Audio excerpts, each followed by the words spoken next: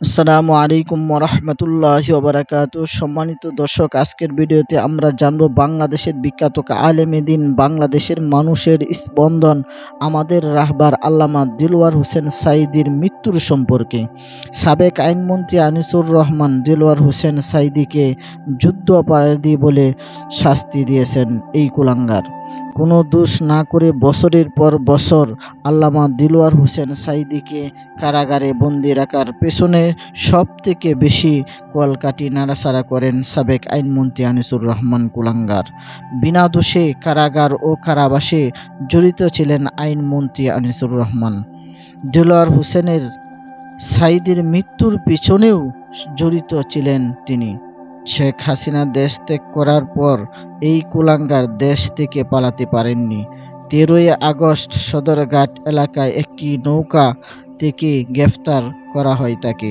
দর্শক, আল্লামা দিলওয়ার হোসেন সাঈদীর সাথে জুলুম, অত্যাচার ও বিচারের জন্য সাবেক আইনমন্ত্রী আনিসুর রহমানের শাস্তি হোক কে কে চান এবং কি শাস্তি চান, আপনাদের মতামত অবশ্যই কমেন্ট করবেন।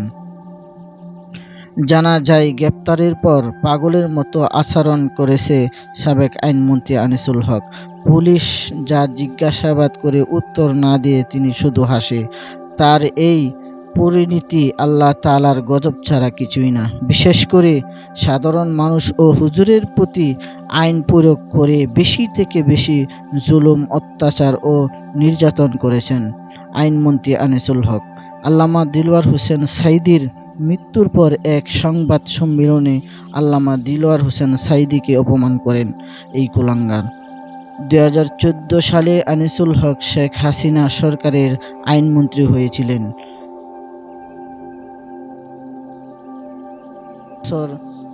24শে আগস্ট আল্লামা দিলওয়ার হোসেন সাঈদীকে যাবজ্জীবন কারাদণ্ড দেন।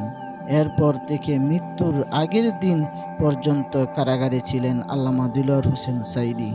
আল্লামা দিলওয়ার হোসেন সাঈদীর বিরুদ্ধে মোট 20টির বেশি মিথ্যা মামলা অভিযোগ করা হয়েছিল,